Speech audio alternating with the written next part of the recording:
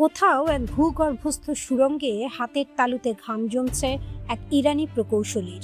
তার সামনে কম্পিউটার স্ক্রিনে জ্বলজ্বল করছে এক নকশা। সেই নকশার প্রতিটি লাইন, প্রতিটি কোণ, প্রতিটি বাঁক সবই এসেছে হাজার মাইল দূরে এক দেশ থেকে, চীন। স্ক্রিনের আলোয় তার চোখ দুটি উজ্জ্বল। তিনি জানেন তিনি যা দেখছেন তা পৃথিবীর সবচেয়ে শক্তিশালী নৌবহরকেও হার মানাবে। কিন্তু তিনি জানেন না এই নকশাটি কিছুদিন পরে মধ্যপ্রাচ্যের মানচিত্র পাল্টে দেবে চিরতরে।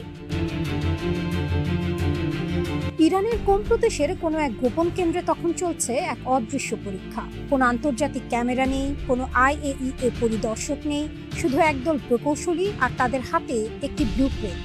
চীনা হাইপারসনিক গ্লাইড ভেহিকলের প্রযুক্তি, পৃথিবীর সবচেয়ে গোপন আবিষ্কারগুলোর একটি।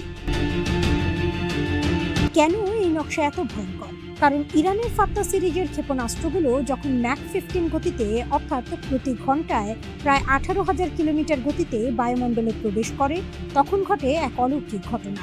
সাধারণ ব্যালিস্টিক ক্ষেপণাস্ত্র তো সোজা লাইনে ওপরে উঠে আবার নিচে নামে, রাডার তাকে ধরে ফেলে, ইন্টারসেপ্টর ছোড়ে। কিন্তু এই হাইপারসনিক গ্লাইড ভেহিকেল সে ওপরে যায় না, বায়ুর একেবারে গায়ে গায়ে গ্লাইড করে, নিচু উচ্চতায়, এমন নিচু যে পাহাড়ের আড়ালে লুকিয়ে রাডারের চোখ ফাঁকি দেয়।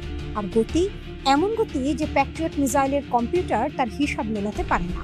থার্ড মিসাইলের রাডার তাকে ধরতে পারে না। এজিস শিল্ড সেটা এখন একটি দামি খেলনা মাত্র। পশ্চিমা প্রতিরক্ষা বিশ্লেষকরা বছরের পর বছর ধরে একটা ধাঁধায় ভুগছিলেন।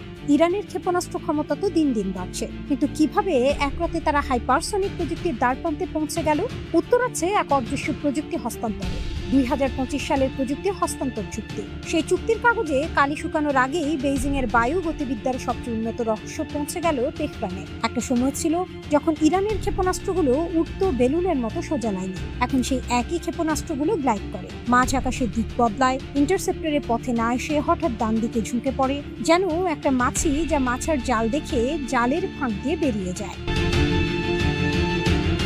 চীনের ক্র্যামজেট ইঞ্জিনের নকশা এখন ইরানের নতুন ক্ষেপণাস্ত্র। বেইডু নেভিগেশন সিস্টেমের সাহায্যে মাঝ আকাশে দিক পরিবর্তন করে।